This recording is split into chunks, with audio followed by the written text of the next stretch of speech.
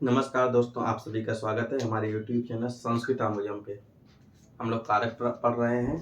कारक में हम लोग चतुर्थी विभक्ति का आरंभ कर चुके हैं। तो चतुर्थी विभक्ति में हमने 3 सूत्रों का अध्ययन किया था। पहला सूत्र था, पहले हमने संप्रदान को जाना था। फिर दूसरा सूत्र पहला सूत्र था कर्मणा यमः विपर्ययः स संप्रदानम, जो बताता है कि संप्रदान क्या होता है। उसके बाद चतुर्थी संप्रदान है, संप्रदान में चतुर्थी विभक्ति। और कैसा संप्रदान? अनुक्त संप्रदान। इसके बाद है क्रिया यम विपरीत सोपि संप्रदानम। ये वार्तिककार कात्यायन और यावरुचि जो थे, उन्होंने ये सूत्र को बताया कि क्रिया यम विपरीत सोपि संप्रदान, उसको भी हम संप्रदान कर सकते थे। तो इन 3 सूत्रों को हमने पिछले वीडियो में अपलोड किया। अब अगले जो सूत्र है उन पे हम दृष्टिपात करते हैं। इसके बाद अगला सूत्र जो है वो सूत्र ही सब कुछ बता देता है। तो सूत्र हम लिख देंगे तो बात स्पष्ट हो जाए कहना क्या चाहता है।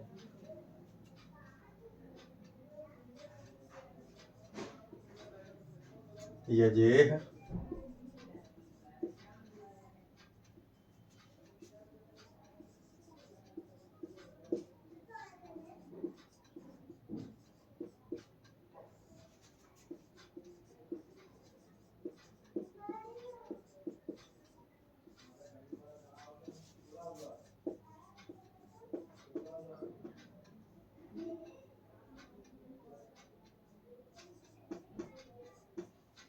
ये सूत्र है, यजेह कर्मणः कर्म संज्ञा संप्रदानस्य च कर्म संज्ञा।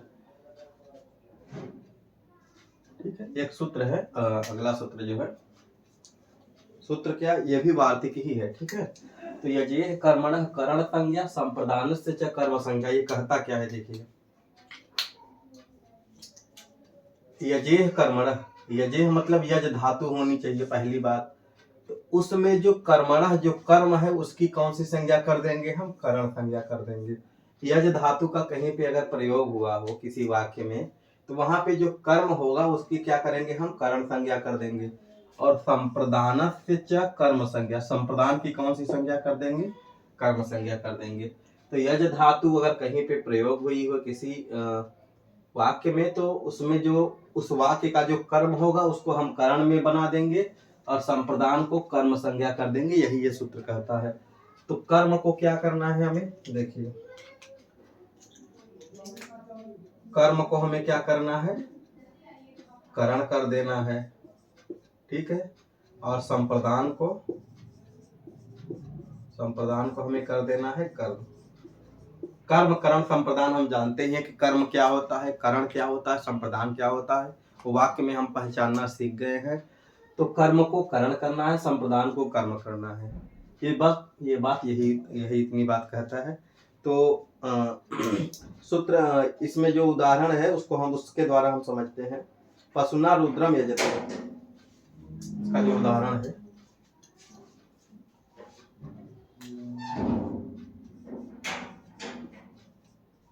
पशुना रुद्रम यजते। ठीक है, ये वाक्य है। ठीक, मान लीजिए कोई करता होगा, तो इसका हिंदी अर्थ देख लेते हैं तो बात और स्पष्ट हो जाएगी। वह पशु से रुद्र का यजन करता, वह रुद्र को पशु देता, वह रुद्र को पशु देता। भगवान शंकर के कई अवतारों में से रुद्र उनका एक अवतार था। जब वो क्रोधित हो जाते हैं तो वो उस अवतार को भगवान शंकर के क्रोधित वाले रूप को रुद्रावतार उनको कहा जाता है। ठीक है, तो वह रुद्र को पशु देता है। ठीक, तो बहुत आराम से समझेंगे। इसलिए देखिए, वह यहाँ पे क्या था हमारे लिए? यहाँ पे वह था कर्ता। ठीक है, तो इसमें कर्म को करण और संप्रदान को कर्म करना है। कर्ता की कोई बात नहीं, तो कर्ता को हम जैसे था वैसे ही रख देंगे। ठीक, देने की क्रिया हो रही है यहाँ पे, देना क्या है? एक क्रिया है। ये भी बात स्पष्ट होगी। अब हमने कहा था कि कर्मणा यम विपरीत स संप्रदानम, मतलब कर्ता दान क्रिया के कर्म द्वारा जिसको प्रसन्न करना चाहता है उसी को क्या कहते हैं हम? संप्रदान। तो कर्म क्या हो जाएगा, पशु हो जाएगा, और रुद्र क्या हो जाएगा, संप्रदान हो जाएगा। ठीक, यही इतनी बात स्पष्ट है ना। कर्ता, संप्रदान, कर्म, क्रिया, ये 4 बातें स्पष्ट है, आप पहले से ही जानते हैं। ठीक, तो अब ये सूत्र क्या कहता है, यज धातु का प्रयोग हो, जैसे यजते है तो यहाँ पे यज धातु का प्रयोग हुआ है। ठीक, तो पशु जो कर्म है, पशु यहाँ पे कर्म है, और कर्म में हमें क्या लगाते हैं, द्वितीया विभक्ति, कर्मणि द्वितीया से। लेकिन यहाँ पे पशु की जगह पशुना का प्रयोग, और पशुना आप लोग जानते हो कहाँ पे है, किस विभक्ति में प्रयोग होता है, तृतीया विभक्ति में होता है पशुना का प्रयोग। तो इसका मतलब इसने क्या किया, कर्म को करण बना दिया। तो यहाँ पे जो कर्म था उसी को हमें करण बनाना है, और करण में हम जानते हैं तृतीया विभक्ति का प्रयोग होता है। तो यज धातु कब होगा, जब यज धातु का प्रयोग होगा। तो चूंकि कर्म को हमने करण बना दिया। ठीक, उसके बाद रुद्र यहाँ पे क्या है, संप्रदान। तो संप्रदान में तो सामान्यतया चतुर्थी विभक्ति का प्रयोग करते हैं, लेकिन ये सूत्र कहता है यजे कर्मणः करण संज्ञा, मतलब कर्म को करण संज्ञा और संप्रदान को कर्म संज्ञा करनी है।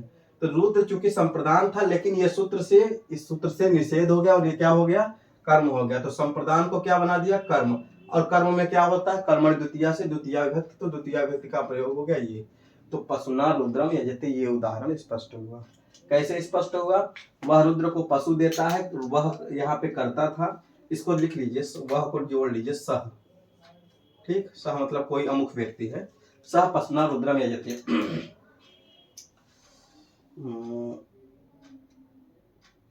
ठीक है, तो वह रुद्र को पशु देता, वह यहाँ पे करता था, देने की क्रिया के द्वारा कर्म क्या था, पशु था, तो पशु कर्म में द्वितीया होती है, लेकिन इस सूत्र से कर्म को करण बना दिया। अगर करण में तृतीया का प्रयोग करते हैं तो कर्म को करण बना के तृतीया, तो पशुना का प्रयोग हो गया। उसके बाद रुद्र क्या था, संप्रदान था, क्योंकि पशु देता है तो रुद्र संप्रदान बन रहा था, लेकिन संप्रदान की कर्म संज्ञा, तो संप्रदान को कर्म बना के, और कर्म में कर्मणि द्वितीया से द्वितीया विभक्ति, तो रुद्र में क्या हो गई, द्वितीया। तो वह रुद्र को पशु देता है, पशुना रुद्रम यजते, इस प्रकार से बन गया। बस बात एक ही है, यजेह, यजेह का हमें ध्यान रखना। ये अवस्था, ये ऐसी स्थिति कब उत्पन्न होगी, जब यज धातु का प्रयोग होगा। यज धातु का प्रयोग में ही ऐसी स्थिति उत्पन्न होगी। यजेह इसलिए पहले कह दिया कि यजेह कर्मणः करण संज्ञा, संप्रदान से च कर्म संज्ञा। यज धातु का जो कर्म होगा उसकी करण संज्ञा, और संप्रदान की ये कर्म की करण संज्ञा और संप्रदान की कर्म संज्ञा होगी। ये बात स्पष्ट इस तरीके से तो समझ रहे हो कि बहुत सिंपल सा है। हमें कर्म को करण करके, करण में तृतीया, तो तृतीया का प्रयोग कर देना है, और संप्रदान को कर्म, तो संप्रदान को कर्म करके द्वितीया का प्रयोग कर देना है। तो उम्मीद है कि ये बात स्पष्ट हो गई होगी। ठीक है,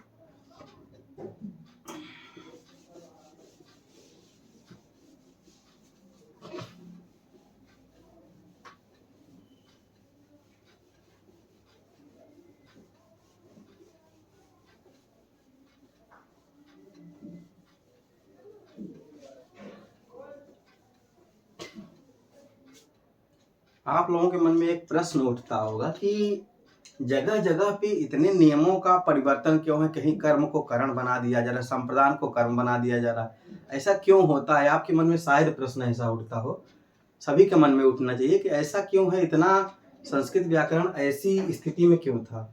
तो देखिए क्या होता है कि भगवान पाणिनि या कात्यायन जो थे, उन्होंने क्या किया कि ग्रंथों का उन्होंने पहले अनुशीलन किया। ठीक है, जब व्याकरण लिखा तो उसके पहले उन्होंने ग्रंथों का अनुशीलन किया कि कहाँ पे कैसे प्रयोग हो रहे हैं और क्या नियम है। ठीक है, एक अब अगर कोई जैसे पहले क्या कहते हैं कि संविधान, पहले अब आप सोचिए कि जब हमारे देश में क्या, जैसे मनुष्य जाति की जब उत्पत्ति हुई तो सबसे पहले हमारे पास कोई नियम नहीं थे, हमारे जीवन जीने के कोई नियम नहीं थे, सब खाना बदोश का घूमते टहलते ऐसे जीते थे। ठीक है, लेकिन धीरे धीरे क्या हुआ कि हमें जरूरत पड़ी, किसी समाज बनाने की जरूरत पड़ी कि ये काम ये करेगा, तो हमने ब्राह्मण क्षत्रिय वैश्य शूद्र इस प्रकार से वर्गीकरण किया। तो धीरे धीरे फिर उसके बाद फिर नियम बनाए गए कि ये नियम ये नियम। जैसे आज से 50 साल पहले ये नियम नहीं था कि किसी महिला की अगर गिरफ्तारी होती है तो उसमें महिला पुलिस का होना आवश्यक है। लेकिन धीरे धीरे क्या हुई, उस चीज की जरूरत पड़ी कि अगर गिरफ्तारी होती है, तो अगर किसी महिला की गिरफ्तारी होती है तो महिला पुलिस का होना इसलिए जरूरी है क्योंकि उसके जो महिला है उसके मानवाधिकारों का उल्लंघन ना हो। तो तो धीरे धीरे क्या होता है, जब बातें हमारे सामने आती हैं तो उस तरीके से हमारे नियम बना दिए जाते, हमारे कानून बना दिए जाते। यही सेम दशा यही क्या हुई, पाणिनि के साथ हुई। जब उन्होंने देखा कि यज धातु का जहाँ प्रयोग हो रहा था वहां कर्म को करण के रूप में दिखाया है और संप्रदान को कर्म के रूप में, तो उनके सामने समस्या आ गई कि ऐसे तो हमारे नियम सब गड़बड़ हो जाएंगे। तो उन्होंने कात्यायन ने क्या किया, वार्तिक का प्रयोग किया। उन्होंने कहा कि यजेह कर्मणा करण संज्ञा संप्रदान से च कर्म संज्ञा, मतलब कहीं पे अगर यज धातु का प्रयोग है तो उसके कर्म को करण संज्ञा कर देना और संप्रदान को कर्म संज्ञा कर दो। तो अगर ऐसा इन्होंने नियम बता दिया तो बच गए कि उनके पुराने जो सूत्र थे उसमें कहीं गड़बड़ी नहीं आई। नहीं तो इसको संप्रदान के रूप में हम बनाते, अगर हम बात करते तो इसको हम संप्रदान के रूप में बनाते, लेकिन उन्होंने कहा संप्रदान से च कर्म संज्ञा, मतलब संप्रदान को कर्म के रूप में बना। तो पहले जो ग्रंथों का अनुशीलन किया वहां भी बात का उन्हें विरोध नहीं रह गया, मतलब उनकी बात खंडित नहीं हुई, मतलब उनको हम प्रमाण मानते हैं। प्राचीन जो लिखे गए ग्रंथ उनको हम अपना प्रमाण मानते हैं, उन्हीं के आधार पर हम अपना कार्य करते हैं। तो इस तरीके से इतनी विविधता है हमारे पाणिनि के सूत्रों में, इतनी विविधता उनको मजबूरी में करनी पड़ी, ये नियम बनाने पड़े जिससे प्राचीन जो ग्रंथ थे उसमें कोई गलती न निकाल सके। इसलिए हमें ये भगवान पाणिनि या कात्यायन या पतंजलि को ऐसे नियम बनाने पड़े, उनकी मजबूरी थी ऐसा बनाना। एक आदर्श नियम बना देते कि ये कर्ता है, ये कर्म है, ये करण है, ये संप्रदान, ये अपादान है, तो बड़ी गड़बड़ी हो जाती कि प्राचीन जो हम पढ़ते प्राचीन ग्रंथों को, पुराने ग्रंथों को, नाटक और क्या कहते हैं कि जितने भी काव्य ग्रंथ हैं, तो वहां पे हमें हर जगह विरोध देखने को मिलता, क्योंकि वो नियम से इतर थे। कुछ अलग अलग तरीके के अलग अलग ग्रंथ लिखे गए, अलग अलग प्रकार से व्याकरण का प्रयोग किया गया, तो इसलिए उनकी मजबूरी हो गई कि वहां पे क्या कहते हैं कि ऐसे अलग अलग नियमों का प्रयोग करें जिससे उन ग्रंथों को सही ठहराया जा सके। तो ये उनके पास ऐसी स्थिति थी। किसी के पास भी अगर पाणिनि होते या आप भी व्याकरण लिख रहे होते तो आपके सामने अगर उस चीज को सही ठहराना है तो आपको नियम बताने पड़ेंगे कि ऐसा है, इसलिए ये नियम ऐसा ये हो तो ये नियम हो जाएगा, ठीक है। तो इस तरीके से बात होती। अगला सूत्र है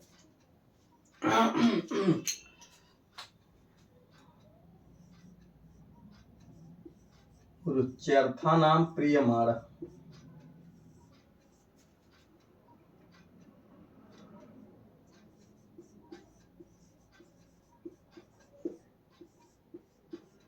अब ये सूत्र क्या कहता है, एक बात हम बता दे रहे हैं, अर्थानाम जहां जुड़ा रहे, अर्थानाम या अर्थ शब्द आया रहे, वहां मतलब कि जो धातु दी गई है उस धातु के साथ तो वो बात लागू होती ही है, उस अर्थ वाली अन्य जो धातुएं हैं उसके साथ भी प्रयोग होते हैं। जैसे रुच्यर्था नाम धातु, रुच्यर्था नाम का अर्थ ये हो गया कि रुचि के अर्थ वाली जितनी धातुएं प्रयोग होंगी वहां पे ये बात लागू होती है, ठीक है। ऐसे अभी आगे सूत्र एक पढ़ोगे, क्रोध द्रोह ईर्षा असूयार्था नाम यम प्रतीकोप, उसमें क्या क्रोध है, द्रोह है, ईर्ष्या और असूया, इन अर्थों वाली जो धातुएं, मतलब क्रोध जरूरी नहीं कि क्रोध के अर्थ में क्रोध धातु का प्रयोग हो, तो उन अर्थों वाली जो अन्य धातुएं भी प्रयोग हुई वहां पे भी ये बात लागू होगी। तो अर्था नाम अगर कहीं पे आपको मिल जाए तो इस जो धातु दी गई है वो तो दी ही गई है, उसके अलावा भी जितनी धातुएं हैं उस अर्थ में प्रयोग हो रही उनका भी ये नियम, उस पर भी ये नियम लागू होता है, ठीक है। तो ये सूत्र कहता है कि रुच्यर्थक, ये क्या है, रुच्यर्था नाम प्रियमाण है। तो क्या कहता है, रुच्यर्था नाम मतलब रुचि के अर्थ वाली, या रुच्यर्थक, रुचि के मतलब, रुचि मतलब कोई चीज प्रिय, तो रुचि के अर्थ वाली जो धातुएं होंगी उनका प्रयोग होने पे जो प्रियमाण मतलब जो प्रसन्न होने वाला है, प्रियमाण मतलब प्रसन्न होने वाला, ठीक है। तो रुच्यर्थक मतलब रुचि के अर्थ वाली धातुओं का प्रयोग होने पे भी जो प्रियमाण मतलब जो प्रसन्न होने वाला या जो खुश होने वाला है उसी को हम क्या करा बनाएंगे, संप्रदान बनाएंगे। तो रुच्यर्थक धातुओं का प्रयोग होने पे प्रियमाण की संप्रदान संज्ञा होती है। इस वाक्य इस सूत्र का अर्थ हो गया कि मतलब रुच्यर्थक धातुओं का प्रयोग होने पे प्रियमाण या प्रसन्न होने वाला, खुश होने वाले की हम क्या करेंगे, संप्रदान संज्ञा करेंगे। और संप्रदान संज्ञा जहां पे हो जाएगी वहां पे क्या करेंगे, संप्रदान चतुर्थी से चतुर्थी। जैसे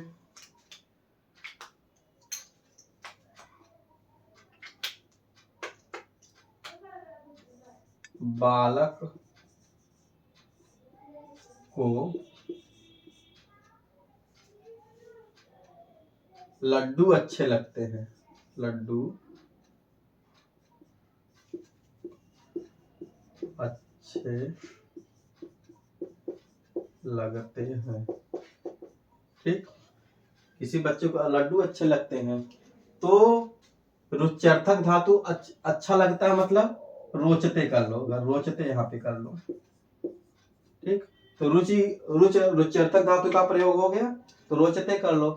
तो रुच्यर्थक धातुओं का प्रयोग प्रियमाण की हम क्या करेंगे, संप्रदान। तो बालक को लड्डू अच्छे में, इसमें प्रसन्न कौन हो रहा है, किसको पसंद है लड्डू, कौन खुश हो रहा है, कौन, बालक। ठीक है, तो बालक को ही हम क्या करेंगे, संप्रदान। और संप्रदान चतुर्थी से, चतुर्थी संप्रदान से क्या बनाएंगे यहाँ पे, चतुर्थी वक्त। बालक का रूप चलाओगे चतुर्थी क्या हो जाएगा, बालकाय, बालकाय। और लड्डू मतलब मोदकम, बालकाय मोदकम रोचते, इस तरीके से ये बन जाएगा। तो रुच्यर्थक धातुओं का प्रयोग होने पे प्रियमाण, जो प्रसन्न होने वाला है या जो खुश होने वाला, उसे में हम क्या बनाएंगे, उसी को हम करेंगे संप्रदान। और उस संप्रदान करके संप्रदान चतुर्थी से चतुर्थी विभक्ति का प्रयोग करेंगे। इसी प्रकार हरि को, हरि मतलब भगवान विष्णु, हरि को भक्ति अच्छी लगती है, भक्ति, भक्ति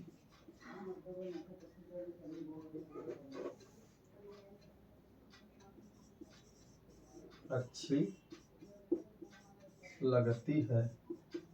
ठीक है, हरि को भक्ति अच्छी लगती है। हरि के 16 अर्थ बताए गए हैं। तो इसमें अगर भगवान हरि विष्णु अगर ले, तो हरि का रूप चलाओगे तो चतुर्थी व्यक्ति में क्या बनेगा, हरय, हरय रूप बनेगा, हरय भक्तिम रोचते।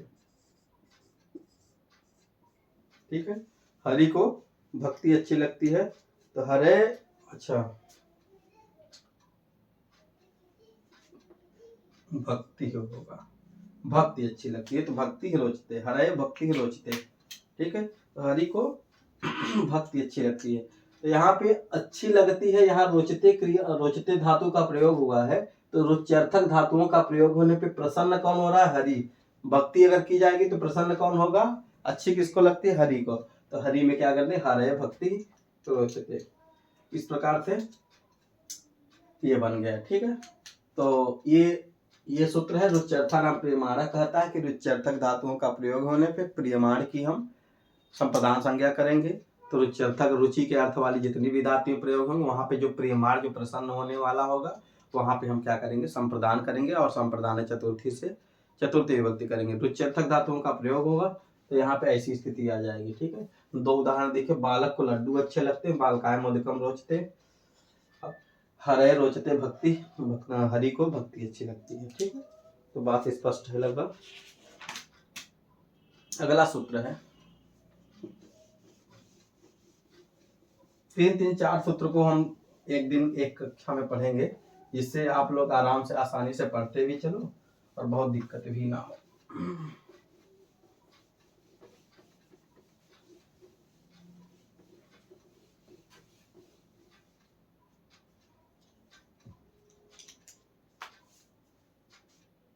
अगला सूत्र है श्लाघ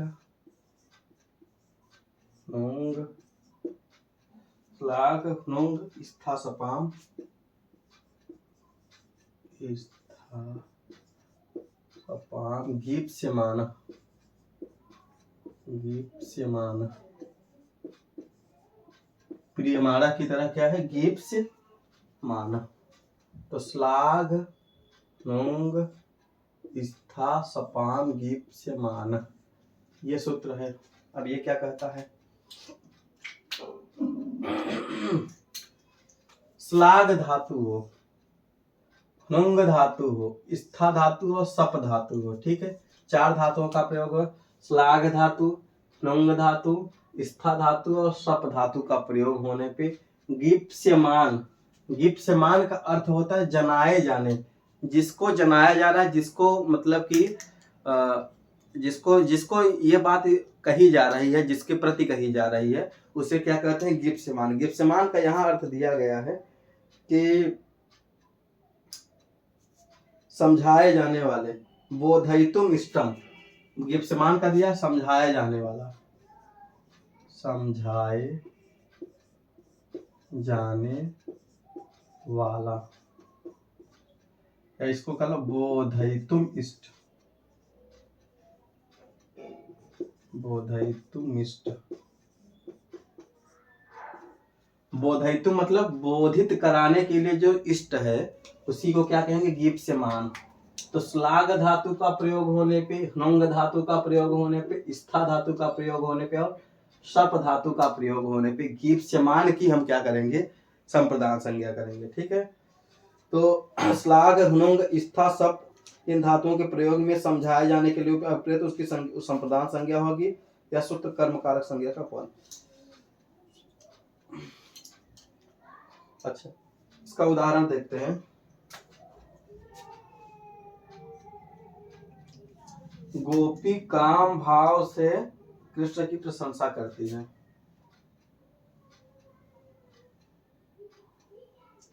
गोपी काम भाव से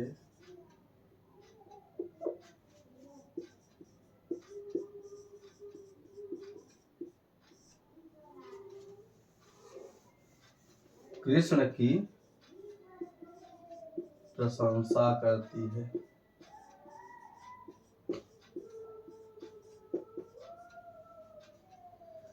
ठीक है, काम भाव मतलब प्रेम भाव, प्रेम करने के लिए कि प्रशंसा कर रही, जिससे हमसे क्या कर लिए, प्रेम कर ले। ठीक है, तो ऐसी होगी, ऐसी बात होगी तो प्रशंसा करने के रूप में इष्ट कौन है, कृष्ण। ठीक है, बोधयितुम इष्ट कौन है, समझाया जाने वाला या कृष्ण कौन है, कृष्ण है। ठीक है, इसी को क्या हम बनाएंगे, संप्रदान बनाएंगे। ठीक है, तो कब बनाएंगे, इन चार धातुओं का प्रयोग होने पे, श्लाघ धातु, ह्नुंग धातु, स्था धातु और शप धातु का प्रयोग होने। तो यहाँ पे अगर इसका उदाहरण अनुवाद हम बनाएंगे तो गोपी स्मरात कृष्णाय, कृष्ण को ही संप्रदान बनाएंगे और संप्रदान चतुर्थी से चतुर्थी को कृष्णाय श्लाघते। ठीक है, इस तरीके का बन जाएगा ये गोपी स्मरात कृष्णाय श्लाघते। इसी प्रकार से अगर ह्नुंग का करेंगे तो ह्नुते बन जाएगा, ह्नुते। ठीक है, और तिष्ठ स्थादात का तिष्ठते, स्थीयते तिष्ठते, तिष्ठते सपते, तिष्ठते और सपते। ठीक है, इन चार धातुओं का प्रयोग होने पे जिस जो गीप्यमान है, ठीक है, समझाए जाने के रूप में जो अभिप्रेत है या जो बोधयितुम इष्ट है, बोधित कराने में जो इष्ट है, वही का उसी में क्या करेंगे हम, संप्रदान और संप्रदान करके चतुर्थी। तो श्लाघते है, ह्नुंगते मतलब लज्जा, ह्नुंग मतलब लज्जा के अर्थ में प्रयोग होती है। तो इसका अर्थ क्या दिया है, ह्नुते कृष्ण को छिपती है। अच्छा, छिपती है। तिष्ठते मतलब जनाने की इच्छा से ठहरती है। सपते मतलब उलाहना देती, साप देती है। ठीक है, तो श्लाघते, श्लाघते का मतलब हो गया प्रशंसा करना। श्लाघते का क्या अर्थ हो गया, प्रशंसा। ठीक है, ह्नुंग का मतलब लज्जा। स्था का मतलब ठहरना और सब का मतलब उलाहना या साप देना, उलाहना। साप नहीं देगी गोपी, तो कृष्ण को साप तो देगी, उलाहना देगी कि ये ऐसी ऐसी, जैसे देती है ना प्रेमिकाएं अपने प्रेमियों को उलाहना देती है ना कि तुम ऐसे नहीं कर रहे हो तो ये नहीं करो, तो वही ये है सपाम, सप धातु उलाहना देने के अर्थ में यहाँ। तो स्नांग श्लाघ ह्नुंग स्था सपाम, तो श्लाघ धातु, ह्नुंग धातु, स्था धातु और शप धातु, इन चार धातुओं का प्रयोग में जो गीप्यमान होगा, जो समझाए जाने के रूप में अभिप्रेत होगा, जो बोधयितुम इष्ट होगा, बोधित कराने में जो इष्ट होगा। जैसे इन सभी वाक्यों में बोधित कराने में जो सबसे इष्ट है वो क्या है, कृष्ण है। गोपी काम भाव से कृष्ण को प्रशंसा करती, गोपी काम भाव से कृष्ण से लज्जा करती है, गोपी काम भाव से कृष्ण के लिए ठहरती है, कृष्ण काम भाव से सपते मतलब कि उलाहना देती है। तो इस प्रकार से ऐसे प्रयोग होंगे। तो इन चार धातुओं का प्रयोग होने पे जो गीप्यमान होगा उसी को हम संप्रदान बनाएंगे। गीप्यमान का मतलब हमने बताया समझाए जाने के रूप में, अभिप्रेत हो या बोधित कराने के रूप में इष्ट हो। ठीक, उसी को क्या बनाएंगे हम, उसी को हम गीप्यमान कहते हैं। और गीप्यमान में ही हमें क्या करना है, संप्रदान करना है। तो श्लाघ नुंग स्था सपान गीप्यमान, इस सूत्र से श्लाघ धातु, नुंग धातु, स्था धातु और सप धातु का प्रयोग होने पे गीप्यमान की हम क्या करेंगे, संप्रदान करेंगे। और चतुर्थी संप्रदान से संप्रदान में वहां चतुर्थी का प्रयोग करेंगे, जैसे यहाँ पे कृष्णराय में हमने किया है। ठीक है, तो इस तरीके से यहाँ पे ये कॉमन रहेगा, इसी तरीके का बनेगा। ठीक, तो उम्मीद करता हूँ ये बात स्पष्ट हो गई होगी। तो बहुत ज़्यादा नहीं, थोड़े थोड़े सूत्रों, 3-3 4-4 सूत्रों को डेली कक्षा में लेके चलेंगे। तो आज के लिए इतना ही। अगर वीडियो पसंद आ रहे हैं तो आप लाइक करिए, सब्सक्राइब करिए और दोस्तों के साथ शेयर करिए, जिससे हमारा भी मनोबल बढ़े। तो आज के लिए बहुत बहुत धन्यवाद हमसे जुड़ने के लिए।